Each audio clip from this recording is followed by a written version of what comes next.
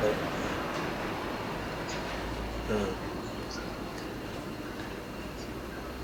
Ouais.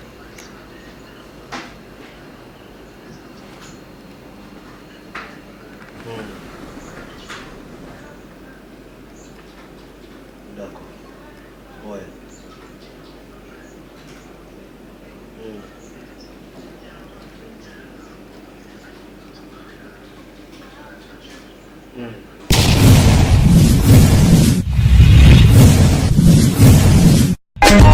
Teddy Mola.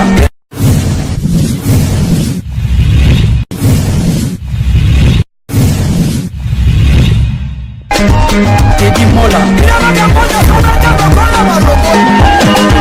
Vanilla Teddy Mola di José de Vandagon. Teddy Mola. Teddy Mola. Vanilla Teddy Mola di José de Vandagon. Teddy Mola. Teddy Mola. Vanilla Teddy Mola di José de Vandagon.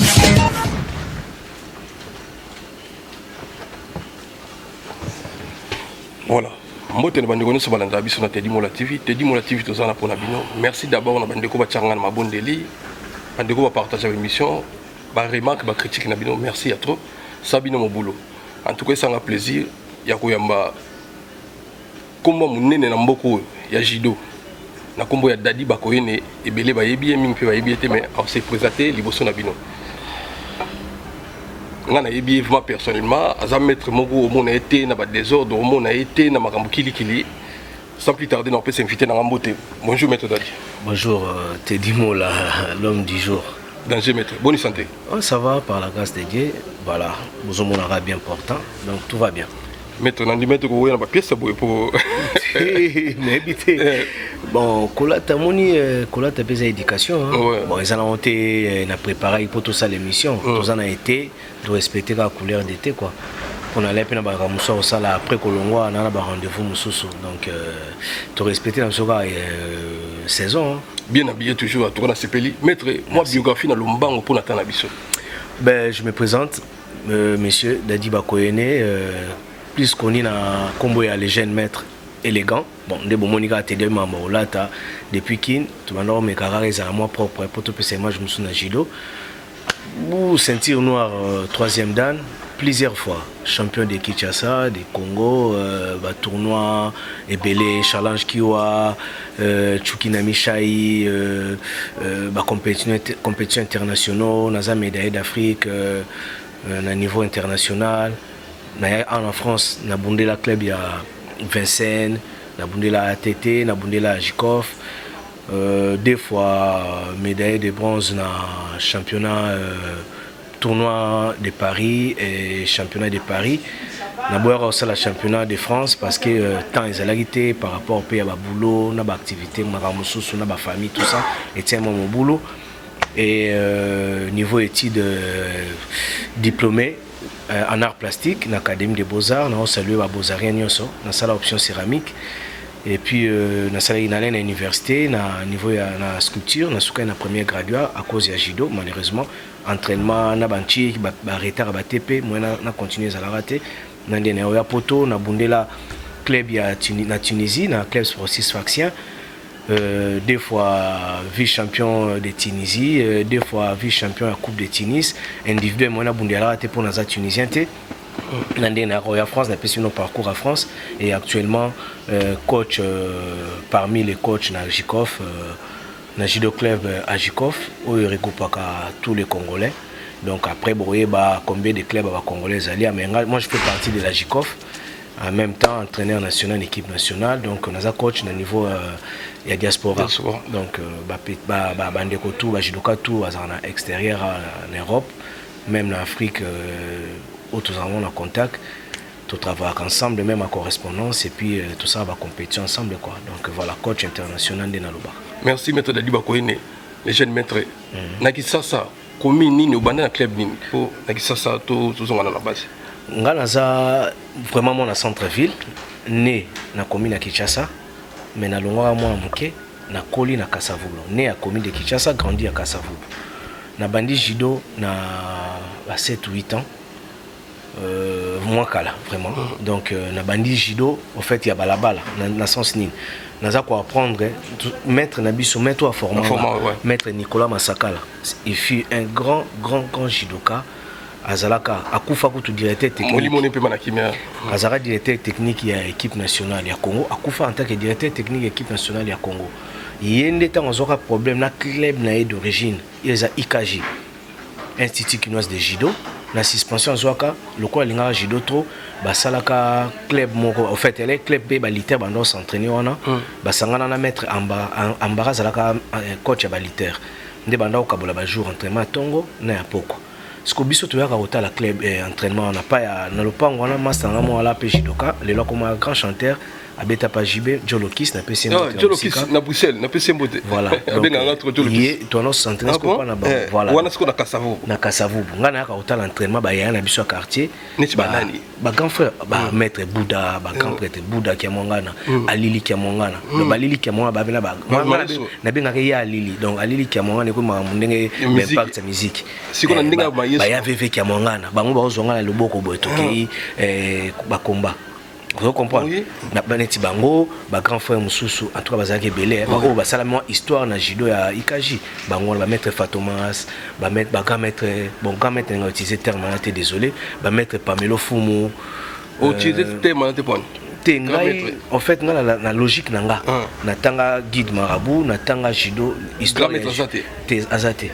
so grand maître za la phase à moko Jigoro Kano oyo Alexa oyo sala afonda fondé loko wana donc lokola ye moko Jigoro Kano eza na passage moko te ba koma ke grand maître Jigoro Kano donc ngas ko na kota na logique wana merci maître en tout cas merci pour parce que omoni pourquoi na beta rasete na likambo parce que biso ba congolais tout ba biso lokola complexe na mutu ça dit so grand maître ba komona ba vénérer yo ba mono net ça extra sommet donc net na Congo makambo extra na sommet ça pose la extra to sommet champion du monde champion olympique 12e dan 10e dan na Congo to na bango te tozana ba haut gradé na ba ancien ba yayo bazalaki avant biso ba ancien ba haut gradé ba tozana ba 6e dan na Congo beaucoup de respect mais na benga bon grand maître je vois pas quel est le rapport. Merci mon maître. Nandenga mabete pour bikamo bete ça ba ndeko so ajido kama baku mais bo tenir nga rigueur te pour na lobi yango sous na relire ngo ezali constant personnel. Neyo tanga jido ndongo yebi jido ndenge lelo nazo kende pe nzamba zo sunga ba contact na zana o libanda na mona na place ba benga grand maître te na mona kutu ba entraîner ba benga ba coach ou ba benga pena mutu na kombo. Bon pourquoi bino ba Congo biso ba Congo to ni ba titre mo honorifique kasi po to za tout le temps ba complexe tout le temps ba complexe pour otsa ba ton esprit que yosa supérieur ba complexe de supériorité vous comprenez yango na Congo na ba complexe ya Congo ya ba mpiaka banzala ozo bondela ta musu batao au côté de l'équipe nationale tout vous avez besoin de service à mutu mo bando vénérer gratuitement. Merci mais moi je suis désolé au monde nango mabe ils ont engagé nga moko so retenir nga rigueur ils ont un peu problème te pour mokili salama ba tout ba koza d'accord na nga été na salle entraînement na Tunisie na salle entraînement na poto na bundela club ya Vincennes tozo benga coach wana Philippe dans na combo ou bien coach grand maître et puis Philippe azoya bozo partager na kati ya tapis normal ba makambo ba no gumbela ka ba mitu wana na mona na ngangote bon après na Japon la culture on etika biso ba congolais to la plus na culture ba japonais mais ngana zo s'adapter par rapport à pays on a ba France na France même maître Roger ba benga ka Jean-Luc à mettre ça mettre abunda ça ba médaille mondiaux olympique ba benga Jean-Luc secrétaire général il y a fiche mais au benga monsieur Jean-Luc si ko te dire Riner to gozo azali te dire Riner te dire Riner mais oui te dire Riner 10 fois champion du monde 10 fois champion du monde on est comme si ko ba titre na personnel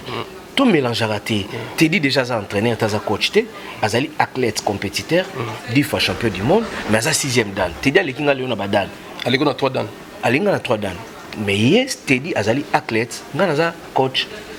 siko ngana za coach nazo coacher bato ba obunda na te dit siko ngana benga te dit grand maître ils en sens te merci va mettre dans mon yo complexe aux alentours tézalité en tout cas merci ndena va ndeko expliquer après temps na otala entraînement en même temps na biso pe tozo meka na libanda na master na ngamo vraiment ami intime to kola na Nicolas Waku leka Manu Waku tozo bunda liba entraîneur wana maître Nicolas Masakala alobi na biso olibo sala libanda boya ko sala donc yemza ko sebno tatami voilà tous ba kimono tabibolu kwa ba kimono premier jour masa nanga ke ya bandi ya zaidi déjà na kimono ngana tika libanda na obunda na mekamika na libanda abi nanga yaka na kimono tabiya ata na jogging to pyjama na ngana banda judo na pyjama na yé na pyjama tant aussi c'est entraîneur wana akabenga veste ameminga na palais akemona père na biso aussi père na biso na PC veste moi nous face à judo sombela pantalon baselinga pantalon ya sac à foufou sac à farine voilà ya farine voilà sac à midema baselinga pantalon et adapté na veste na bani entraînement judo wana to bandi wana ti tant suspension ya coach na ngana esili ndaye o memanga na ikaji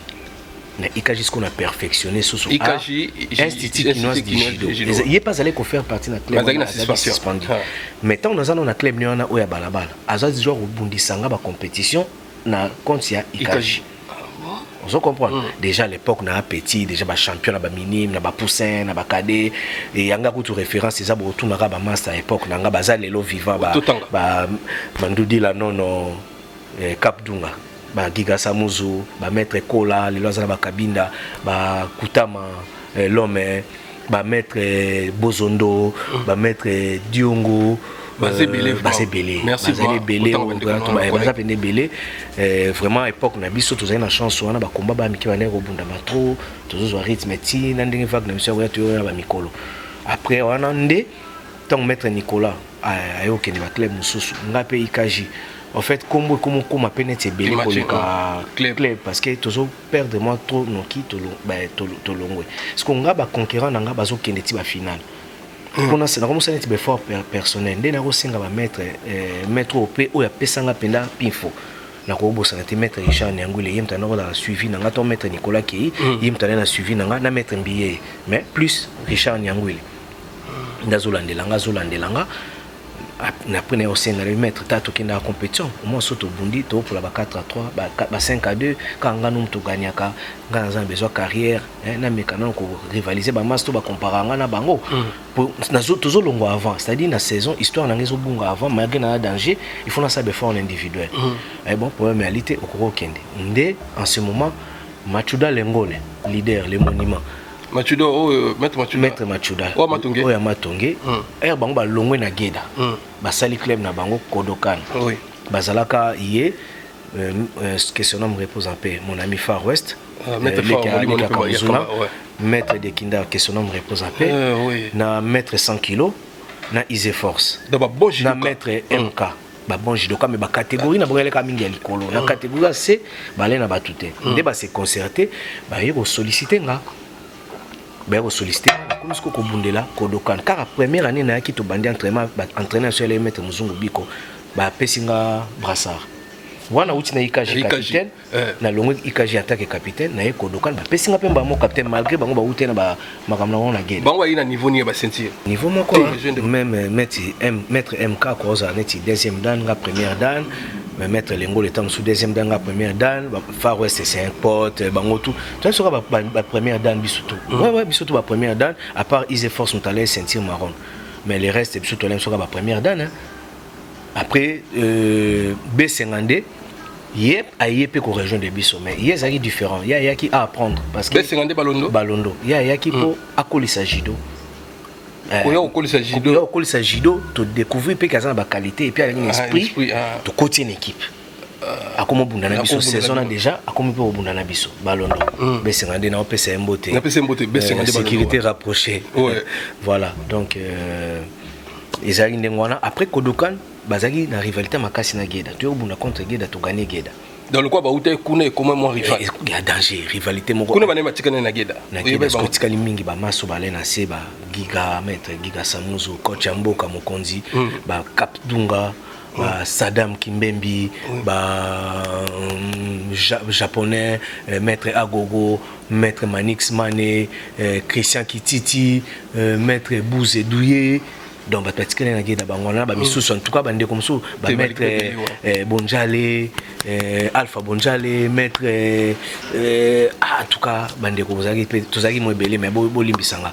bango batikala to bundina na Geda to gagner Geda ah bon la compétition officielle kasi kombe la itata tandi o mona na histoire ya judo ya Congo et salamati to buna na stade de Martyrs na stadium ya Kamanyola c'est-à-dire tant to buna ba baka osomba ticket na stadium au côté au tali combat mais combat wana ba kangi ba entraîneur surtout ya stade de Martyrs billet te kama na libanda lokola match ya vita na ima bon mulongo ya danger bato osomba billet libanda osombi billet libanda oeti na stadium olaxi ticket na au côté sur place plein débordement dans le stade bazwa penda bambila bakita pour débordement leki on a la présence de capitaine Hendrix ba Zingzong capitaine Zingzong à l'époque donc club ya bino ezalika na kana matonge siège eza la même balabala na Bolia ah donc Gede Bolia bino Kodokan Golia c'est à dire Kodokan na coin au côté avenue balabala et le pont mon deuxième parcelle en diagonale siège ya Geda. Oh, il y a solo. Donc, bino mtu bova na siège, tant que qui va combattre donc tension bandi non na balaba. Mais on est venu pas mettre. Il y a danger.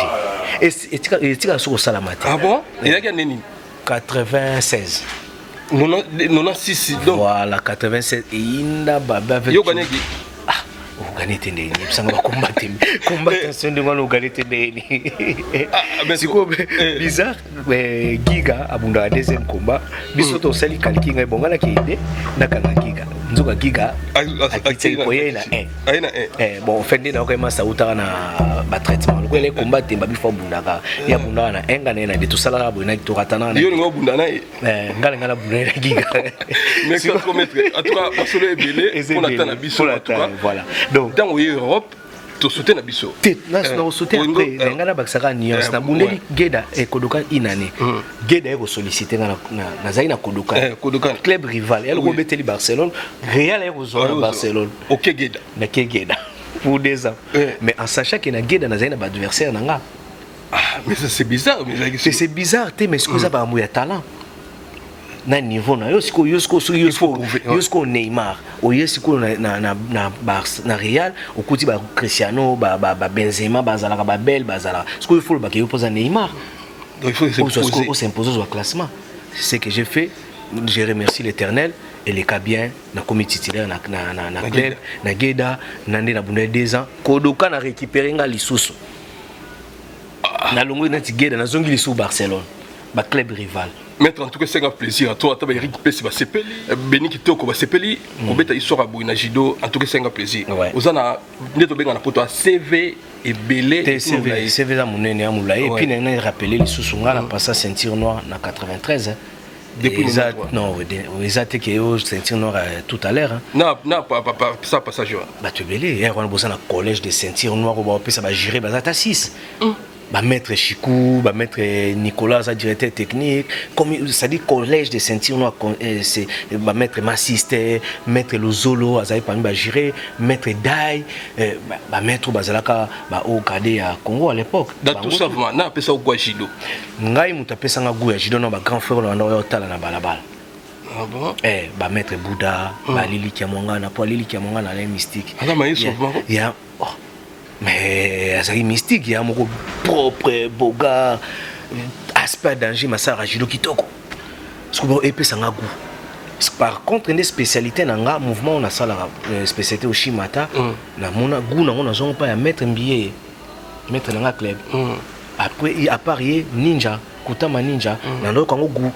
ndena comme perfectionner ngo mais ngas qu'on allait un peu polyvalent au Shimata sur les simbité dans ça la rail na ko ça le soto rail gauche ba petit trick c'est on a un peu polyvalent. C'est là où on reconnaît un technicien. Tant que vous avez des difficultés dans le mouvement, on crée un mouvement dans le tapis. Voilà, bis aux ans 30 minutes, c'est un technicien. Et judo, j'ai mangé les judo. Donc, c'est les judo. La preuve que déjà, chic, on dit au 4 en chic pour le judo.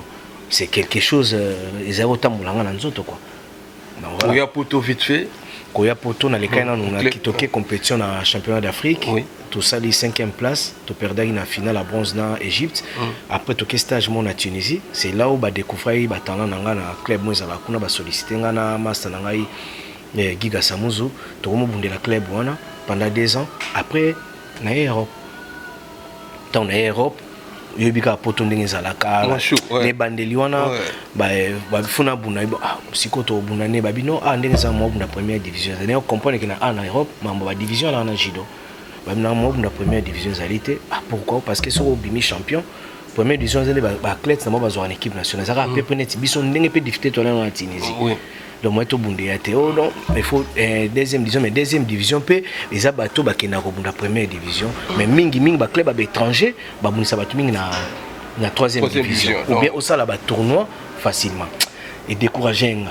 nabi nga na uti nazai capitaine équipe nationale nazo bunda na niveau ya international na ya bunda troisième division j'étais un peu découragé mais bon na uti kananga na sana sous compétition te na bani na mambo boulot ko luka balar mais de temps en temps on zonge l'entraînement gouna ya compétition ali ba tournoi na ke bunda na ba tournoi après championnat de Paris au sali ko entraînement jouer sur il faut combien ça c'est na ke na bundi mais na bunda pe na catégorie na ngate on a dépassé 400 grammes pour notre entraînement fort pour ne perdre la poids 400 grammes au bout à moins de 90 et donc moins difficulté tes difficultés pour nous quand même nous allons classer on a gagné la bimé troisième deux fois on a ça à moins de 90 on a deux fois troisième deux fois on a club niga on a bundela na compte AETT ils a club mususu ya ezala ba maître ya maître Kapata pe à son nom kufa les loba diriger ça président AETT sika ba drapeau ba ali place ba drapeau ba ali. Mais bon, est-ce que ça club mère, il y a un tel club à Liboso en France. Après tant on mettre Kapata idée, il y a aussi ça pépinière, il y a Kobanola Sabana Miki. À Salisco AETT. AETT est le la branche, il y a Jikov, mais nous allons responsable mettre Kapata. Pépinière wana ya bana bande comme soupe, ba compétiteur, ba préfet Kolanda mettre Kapata. Et ça polémique na normal les a polémique na normal mais bisoka ba congolais m'dit to fonctionne mais pour hôtel avant moi ba benda bikeli tout ça pour n'obéter ma solo te benda bikeli tene tinga na ngona benda bikana mutute omonika biso ba congolais pour toper mo comme be saper ba tebele mi tout comme ko confondre to comment on va place ba jidoka en tout cas merci à trop ko zo poste na coach est-ce que c'est les ba cours nango bien ezeka ba moment qui pour bonne question merci kozana déjà coach et sa vocation ils allaient locaux ils en ont la katina pourquoi ils la grand technicien mon coach appelle coach c'est quelque chose soit ils déjà la katina moi j'ai eu la chance de côtoyer des grands entraîneurs non mon ton déjà l'accent à base l'accent à judo Nicolas Massakala Akoufi directeur technique équipe nationale maître Richard Nyangwile tout baebi grand technicien il y a danger n'a eu chance au travers de maître Tozo Akoufa entraîneur national et équipe nationale mamuzungu biko na c'est que symbiose ya mélange ya wana nyos na yo zo chance ke sous Tunisie na prendre les sous moi ke kuna na France na salisco symbiose moi savoir école na zo ça non qui coach d'abord ezalaki par le savoir na zo transmettre on azanango parce que elle est à chaque fois qu'entraînement vous a toujours na moi idée d'avance ya komeka ko aider bande copain muso bana difficulté tant équipe nationale fayo ba bunda Bercy le quoi ça déjà parmi ba coach na Jikov nazana ba leki na ndeko encadrer tout ça na bango ndé na to soina bato Congo nazali quoi coach na bango le coup la vision là qui est sous la Bercy ndé to continuer ba ekonomenga coach na équipe et pas ya président Dominique Makobo to comment on travaille na en même temps na sala ba cours si ko lelo na sina pasaki niveau 1 il y a coach ce qu'on a deuxième niveau pour ba valider ninanga ba certifié ngo na ça la pratique non pour n'importe quel pays pratique pour théorie déjà c'est dans les cas qui se connaissent ça la pratique bon on ko au Japon tout ça au Japon te on est dans le cadre ya équipe nationale ya Congo ndenge na za coach na ba petit OK champion du monde à Japon parce que déjà tout ça ba compétition belé tout qui champion d'Afrique en Afrique du Sud Lebo Lochika bimagi 5e Kalon Jabima 7e Rodrigue Kunku abimagi 5e Toké championnat d'Afrique junior na Kalonji na Dakar abimé azoé médaille de bronze et ça ba image yali hein donc si que l'on soit moyen aux alotsango na ni oui de rebalancer image ça li ba tournoi international et belé mais ba tournoi international ba grand prix auto sala ba slam et ça ba niveau à championnat du monde auto okende donc pareil c'est pareil mais sauf que ba tourna musu ba ozana mo avance na biso pour bon ba na ba moyen ba finance outil de travail zali il y a des moyens il y a les motivations pour les athlètes ozana athlète atazo salaté azo s'entraîner à 100% ayebike azo na souci au foot à été azo na souci à carburanté azo na boyete azo na moins motivation mais chez nous il y a pas mais il faut ça appel na ba konzamboka to ministre ya sport on a été sur baché bien ba cambio ba likolo ba président Dominique Makobo ti le azara président oui président Dominique Makobo azara président sauf que biso ce qu'on a Congo tous en subvention exacte. Dominique, il peut beau faire, peut avoir des idées, mais quand il n'a pas le finance, il va faire comment? Tu as ce message parce que le message dans sa deuxième na Bakonziamboka Kobandana Likolo pa ya Yemoko le commandant suprême de la RDC, le président Fachi Nde Mokonzi a ndenga lobaki a déboulonner système qui avant vraiment ça qui initiative na idée à bien il faut ça à tous les instances parce que système où na Congo lelo na niveau ya sport vraiment eza passi pour lobby to prétendre qu'on a champion du monde ou champion olympique système à travail en côté ils ont tête car au basala des années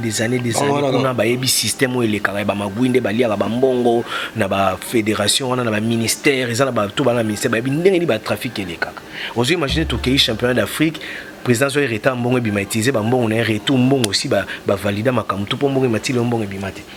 mais mbongo na sûrement bima et qui na ba poche banane tout qui championnat du monde mbongo ebimite président faut ça ba moyen mais il va prendre au moins 8 personnes 7 personnes en charge aza ba renter alors boké bobundi tam suma pia nos frais d'émission ça pourquoi parce qu'il a pas donc ba konzamboka ezala ministre bakoya sport ezaka football te ezaka basketball elaka engagaka nation mais pour nous avoir médaille moko ba sport individuel ba judo ba lutte ba boxe ba engagaka ba tebele so que na judo on a 7 catégories masculin 7 catégories féminines ça dit aux au moins qu'on prétend na 14 chances ya avoir médaille beaucoup au moins 14 médailles et ça on est ramboka pourquoi ba betaka ba sport na biso individuel car et c'est bizarre or ba sport individuel ya on dit ça là honneur il y a ba compétiteur na niveau ya olympique ba sport le quoi ba escrime na Congo kuna ba bisi sport mon escrime hôtel pe budget escrime les orambon na budget mais Congo un judo ils ont côté parce que le quoi ba badminton est-ce que na Congo ba bilo connaît ba outil ba travail on est parce que le quoi ba ping pong ba pongi c'est ba zapenda valable oh lelo ba kozo ba mbongo izo bima na ba état de besoin izo bima kuna na Congo mais judo zo zelo côté ba me kota la système on a la personne oyo alingaka judo te yango ngana okende Japon na okuta na okende na tombe maître Kano na tourner est-ce que judo ya Congo yé mutu a modisa yango tout problème ni nezalaka pour judo ça souffrir à chaque fois bon ça l'élection basé la président si sa mandaté faut kara désordre quota pour battre oui il aura toujours pouvoir pourquoi tout ce qu'il a une année il y a aussi l'élection pourquoi bolingi bolongo la président en place soit disant Alia Kimbongo alors que ba elibino ba mensonge bino bozota la Alia Kimbongo $46,000 mais na $46,000 combien au ba débloquer pour 46 soit bien non et 4 na 46 mais bino botel 46 bon soit la o ya likoloté or 46 soit na bobi ah c'est vrai 46 c'est bosole on ndenga fa mpoza mambaji na kati wango président fédération abali mbongo balobi Alia Kimbongo président Dominique Makopo babi président Dominique Alia Kimbongo or c'est faux ba créer na ba konzio ba yebi wana na boko tanga ba kombo ponga naza na jidoka na olingo za problème na ba touté oyo on a se sentir choqué et taliga ba créer parce que tous on a ba preuve ba mission dans ordre de mission au Kouta compétition à Marrakech c'est du 5 au 15 c'est faux compétition au Maroc elle est du 6 au 10 bon mission ordre de mission à le Kouta et puis aussi ordre de mission à 10 jours pour 21 personnes. Est-ce que 21 personnes que l'on a qui Marrakech beaucoup dépassé $46,000 ba billet pas mais qui n'a pas $22,000 $23,000 donc on reçoit ba séjour pour 10 jours aujourd'hui ba état de besoin que soit ba kimono ba bilo quoi ba tout ça frais d'émission est-ce que na $46,000 mais si ko bateau baza kuna on va réfléchir na ba sens wana ba kina loinge pour nani baza assoiffé de pouvoir soko lingi aux la président de la fédération olingi ba voter yo les cas d'élection kolingate bo sala ba kuba après bo loba ke bo prétendre que to suspendre mutu non bon beaucoup mo bomajido bo komi ko bomajido lelo jido comme ya ba état d'âme ya ba o makama ba parti politique pourquoi jido zali sport apolitique zali aspel jido ko comme ba tendance politique ta jido ko comme ba état d'âme te parce que batwana bazara ba voyager na Dominique Tolingi bangote mais regarde moi ces pays merci à toi donc babilo ko wana ba konti fo batala yango président il faut qu'on déboulonne système on est là qui avant il faut échanger et puis biso to servir jido to na Congo toza na Congo toza et jido ezali cop na biso toza na droit les lois ko expliquer pe jido ya on déclarer pour ebele pe bazo kotana na makambo jido ba parvenir na minute là ce qu'on a méchant ça va colère mon scène parce que c'est le to linga to souffrir nango to bénéficier nango étant ba athlète ba kondio ba la avant biso ba nyongi biso bokino bunda frais d'émission yong to souffrir ba liombongo ti lelo bato ba ko fait la 46 000 soki 46 000 na bimaki est-ce que ba opesa ngo ba athlète to bato ba otana ba poche le ozomona est-ce que méchanceté voilà merci à trop maître en tout cas qui ça mon thème na moni comme na kanda mais 2000 année prochaine élection année prochaine il y aura pas de pardon bato to kolandela nyonso tokoyeba règlement lobi nini po moto azala président ba garantie nini kozala et puis na kosenga na ba kondi o basala ba règlement ngo système ya ba 5 vice présidents pourquoi na poto na instance tout ba 5 vice présidents ba la raté pourquoi 5 vice présidents président na 5 vice présidents est-ce que ça là bon 5 vice présidents pour bon 2 vice présidents ba wana nyeso ba membre parce que congolais ça comme complexe au 5e vice président il se prétend être président à comment on la même na ba athlète à comment qu'on fout quand même na ba athlète boyo sala et boyo créer le comment chargé de développement judo mutu otia chargé de développement judo ayebi même pas au sala au Chigal ayebi même pas déplacement na tapis ayebi chargé de développer judo ndé pour créer poste musu chargé technique en même temps besoin de directeur technique na équipe nationale mais le rôle de directeur technique c'est quoi le rôle de chargé technique c'est quoi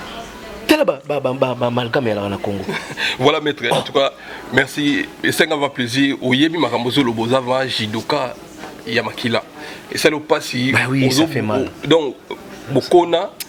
bato mususu bayo lia na bango on a facilité donc bazoli na facilité pour la ligne parti politique ouais ba konzamboka ba otala makambo l'envoyé spécial du chef Massamba Kinwani nazo annoncer pe na ba congolais na ndenga mabete lelo totikana ko bomana les vérités des urnes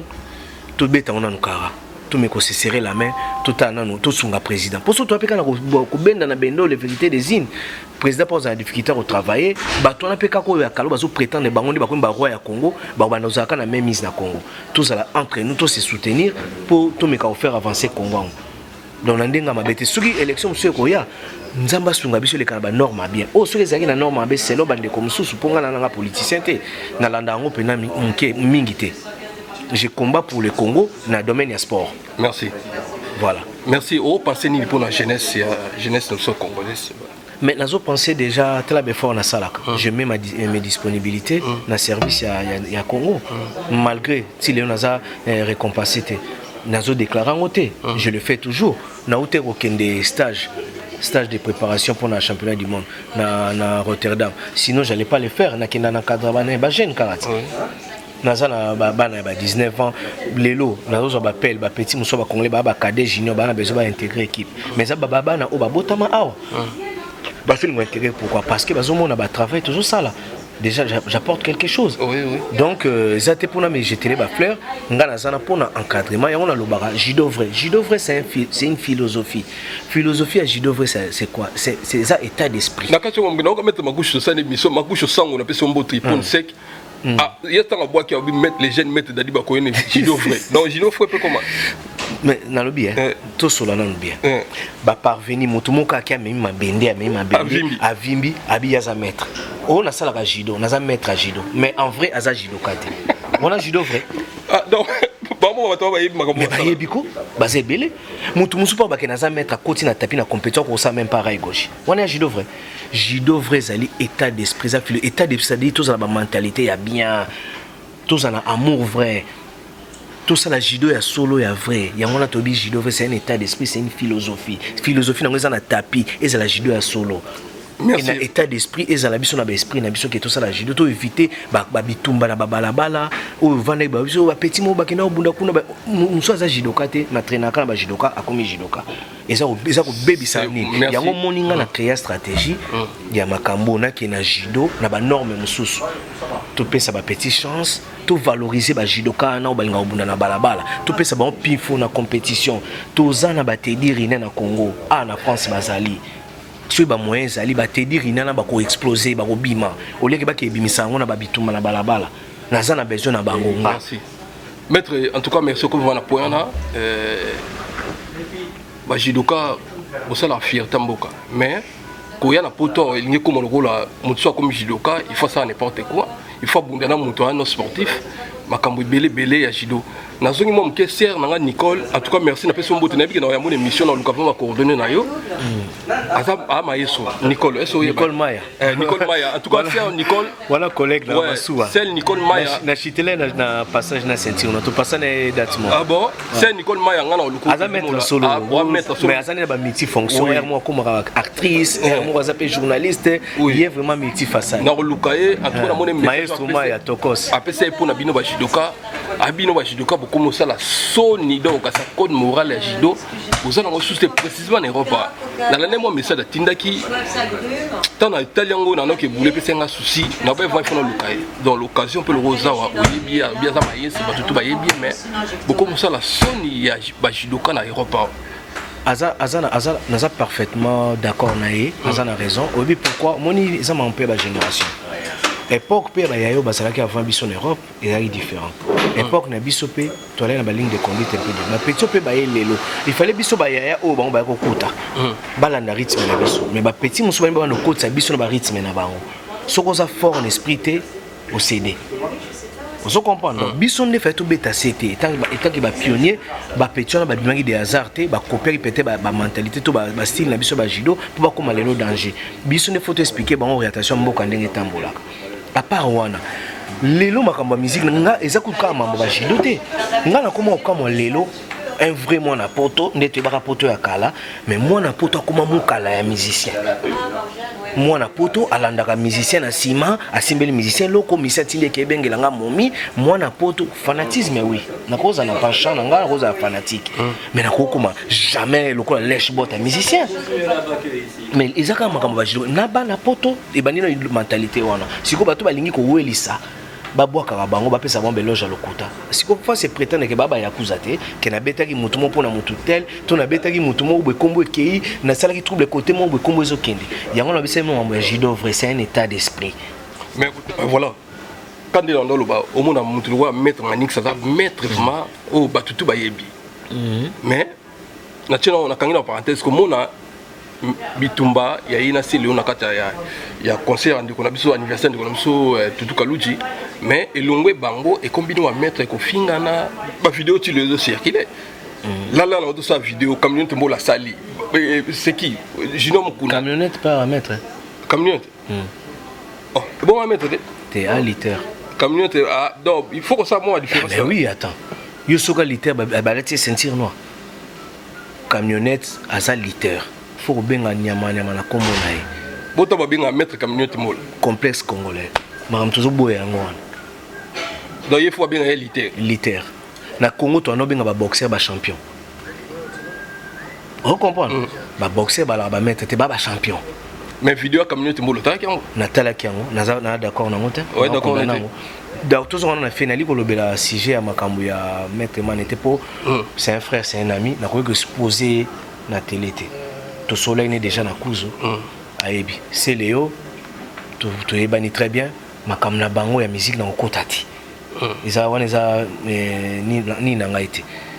ngamo pe nazala parmi ba médecins na mboka oyo na yebi ne na ba mission ba fonctionnaka mais comportement na ye na makambo ile kana mettre manix na okota CG wana ti ngana 15 ko na ba fait oyo ba collègues sportifs bali ba longola CG yango ko na ba règlement des comptes wande na okona camionnette mbola c'est un liter soki pas mon ali mabe acte maître manix à salaki à ça na ba coordonner na sûrement soki pas ça na ngota ko benga ba PC a bengi manix à soli na manix na 150 to yebani très bien 150 noko ya Céléo to vanda na internement pendant 2 semaines à Stade des Martyrs to préparer les africains manix à en internement affinité zalaka kababi fala ta place sikona bi si jeune na rekota te pona yebite pona yeba na contenu na mais ce qu'on cause yo condamné bife te na condamné effet ni ya Céléo ni ya manix na condamné effet ya camionnette mbola ma oya lobaki nde nazo sepel na ngoti aloba mabe makasi et puis na retirer yena nous mona ya maître pas à maître tenga je suis pas là pour le polémique mais ka pour la réalité azali camionnette mbola liter asara lit danger le quoi ba ya mususu ba action za koto ba grand liter ba Alain Bola ba grand liter photo ndima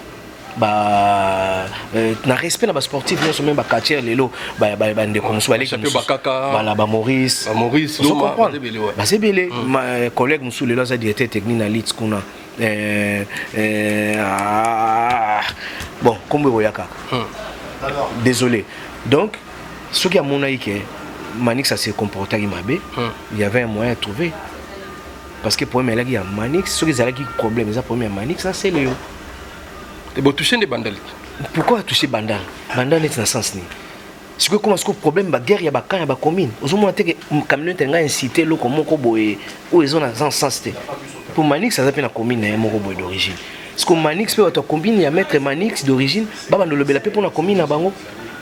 Soyons sérieux. Tous en Europe. Ce que tout monter conflit ya ba commune na carte Europe. Ba makambo ezalaka ya kala ba matete ezonga. Na poto ya lelo 21e siècle. Tozonga batuko naza na problème na mettre na camionnette molate mais démarche à salaki yango ne naza contre yango Manix ande konaye abenga ki petit c'est possible camionnette molate baba yaya les problème té soit linga dénigrer à commission petit tout ça on est à makamnaye mais il y a niveau comme ça bandal na conflit na batu ba commune mususu ndeza mabe po banda les na kati ya Congo na Kinshasa biso to faire partie na Kinshasa de meilleur zana mutaro toucher banda la te yete ka ça on a gardien temple la banda yango mona sa intervention mais ça rappelle fali yango gardien temple ya vidéo yali mais ndenge yango na lobité soki ba ali ba toucher banda te kasa banda pe ko benda bana banda matoit o ba tumbola ba tu libanda siko yebsanga tango ba kina na ba boîte de nuit mona banda mo asali problème ba beti na boîte de nuit ya OK bunda Kaspo ya lingi ba toucher temple ya bandal. De yes asko sui goru ya bandal. Ayebi ba garçon tu ya bandal, na ba fille tu ya bandal. Tango ba bundaka na ba boîte de nuit ba beti bango na ba place ba concert et betaka. Ya kenda ko sa intervention. Pour nga médiatiser et puis bon désolé ngai na nga expliquer binonga makambo na kutu pourquoi ezali na passage ya maîtresse maître Nicole il y a un moment intervenir muke na condamné car moi muke acte ya ndeko na biso camionnette il faut que Manix ba sola en tant que de frères pour soki pas moneka ko sola ta bi ya za temple bandal a ko tindata voice to benga ta mutu yesa Manix bona mais kale ki na ba média c'est pas bon pour depuis le connaissance na moi non Manix pas ça sali déclaration té na moi non Manix pas ça l'image té à lobel makambona ni à répondre camionnette mettre ma gauche à lobagi na ye mais azali né déplacer té à lobay bandal ndé na soleil na expliquer nga lobay bandal na cadre makambo ya falina c'est le yango lobaki za makambo ya bandal mais lobaki té que batu ya bandal ba beta batu ya commune mususu té camionnette peut mbola lobi pe bon té ya lobi que za bandal ya obeta Manix pas toucher bandal oui alobay de bon mais alobay té on est comme incitation et puis atindi message bana bandal tout place bozali so bomoni eboliai osomo ateke tant ngane tinga exemple na komi mona Manix to na Manix bon mona bandal le Manix mais na encore affaire ngo ce que camionnette mbola ozali sportif il y a haut niveau so ça haut niveau est-ce que message il faut véhiculer en a haine je suis désolé les lots toi responsable toi encadrer faut que ça paix problème est là qui tout le connaît tout bon moment trouver solution s'il faut arranger les choses je suis sûr mon frère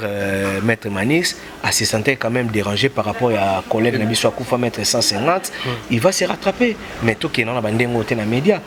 tout cause de minutes c'est pour la Sijona maître Manix mbote place sous Ali champion du Congo maître Yamaguchi Sango judoka star mbote place aux ali qui met à la camionnette mbola aux anakimi à côté ali tout ce comme polémique inutile donc voilà judo c'est la famille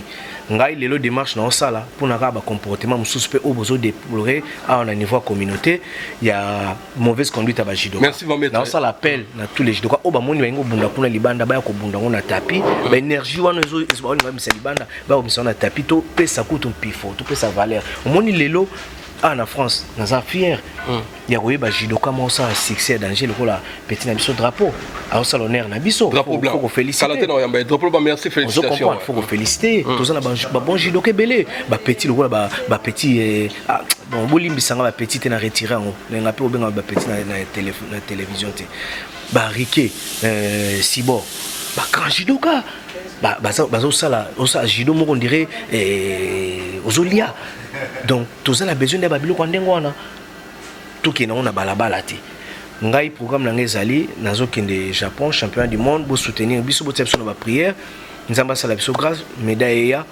soki ba défaite ozala boye la biso ba critique positif et négatif pour te bandenga ko corriger so ba victoire ozala nzamba so lokumu po soué na biso za to zonde ba médaille kuna po tout ça la course olympiade c'est-à-dire tout ça ba point à chaque compétition ba leki bazo bunda ba ko ça ba point na bango pour la qualification aux Jeux olympiques il y a année prochaine donc tout ça le travail à long terme c'est-à-dire faut comme objectif ali Jeux olympiques dans un voyage bela au salle Japon après il y en aura encore d'autres si on a aussi Japon naie vous allez informer na séance d'entraînement tous les samedis na 8h c'est ouvert à tout le monde on est comme ipona na ba compétent na ba tu as santé côté santé tu es bien toqué na bon côté ba compétent tout ça travail par rapport à compétition aller en cours donc on a salué tout le monde maître Kamango les monstres à de retour na remercier pour andimi ko aider biso na travail na ba bande ko mususu et puis na pesi mbote na président Lourd na landaki discours na par rapport à Mambezo Leka vraiment c'est vraiment un président sage félicitations encore président Lourd Lionzo na pesi maître anglais mbote bande ko tu ya Jikov baliki nanga tour na zana bango de cœur avec vous bino tout tendance na notanga ba kombo boze belé na boezala maître tanga inga été bonabo donc ba master nanga tout bambotato lelo zali anniversaire ya moi na ngai ma fille aînée Théa Bakoyene Biembe Théa Maribos joyeux anniversaire à ma fille je t'aime beaucoup et puis grand prêtre na bango pe Néo Bakoyene aza très bien dans la piste mais na pengle momke batoyena ko moi jeune maître Dadi Bakoyene. Oui. Mais si na Facebook par contre Néo Bakoyene parce que nazala ina compte ya Dadi Bakoyene ba pirata ngango. Pour ne éviter ba dérangement na ba tunsu ba pirata nga na tsana Néo Bakoyene. Na tsana Néo Bakoyene eza komba mwana nga. Donc so mutalinga luka contact nanga na Facebook facilement on a copié numéro boete mais on commelinga na Facebook na on peut ce numéro nanga to bengani on a besoin à soutenir biso yango to za nango besoin ngana beta c'était ne loko moko depuis Congo et Banda nanu étranger à zone nationalité ya congolais était pas bundela Congo mais lelo une équipe nanga na za na chance une allemande dépôt a pena mundele allemande a koma congolaise abundela biso to kena pe Japon. Merci wana to kati wana to zonga so uti Japon to expliquer ndeni salaki. En tout cas merci vis-à-vis de biso réalisateur ça biso temps. Na pesi mbote na masamba ginoel l'envoyé spécial du chef honorable. Na pesi mbote na oncle Eric Polo barumbu ko yate na pesi mbote. Mais pardon te dit aujourd'hui makamba soutenir biso. Mais ba masamba ginoel na ko ça didité asala quelque chose pour na biso. Te message commis. Merci. Message commis masamba ginoel na Hollanda batu ba ebele à travers hier président de la République PO Bisso et Félix Tshisekedi Antoine président à Hollande message voilà il y a comme ça directeur à cabinet P VK ouais il est pas on Vital Caméré alinga sportif à Osunga na bi ke chatumba aux mission na mema kuna merci na batutu balinganga Melanie Mbumba merci na Benitoko merci na Belinda Mwanga Bekam maman na Tony wana motema masana ngai Laure Montana na pesi mbote na Tony Loka Bongo Guardiola merci à trop Taylor Samba na Lyon merci mon jeune frère restez branché la Tédimola TV na rope sambote na Sylvie Zola to pesi mbote Sylvie Zola Zolaska to pesi mbote joyeux anniversaire na joyeux anniversaire abota malena minu ah bon joyeux anniversaire Sylvie Zola nous avons battu là-haut la femme de quelqu'un. Merci trop. Merci Zaki qui n'ont pas d'engagement sur les Congolais. Les Congolais vont comprendre, c'est-à-dire quoi, il faut tout me changer ma mentalité. Il ne faut pas tout tirer trop Congolais quand on n'a pas victoire. Merci. Tout ça na imikata. Ah, faut arrêter. Bon. Merci. On est ensemble. Merci beaucoup. Tu as besoin de soutien à Bino. Merci. Te dis mon là-bas. Merci.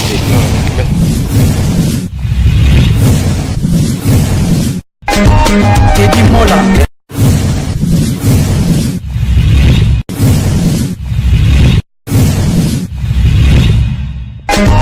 Teddy Mola Manila Teddy Mola du Joseph de Pandagon Teddy Mola Teddy Mola Manila Teddy Mola du Joseph de Pandagon Teddy Mola Teddy Mola Manila Teddy Mola du Joseph de Pandagon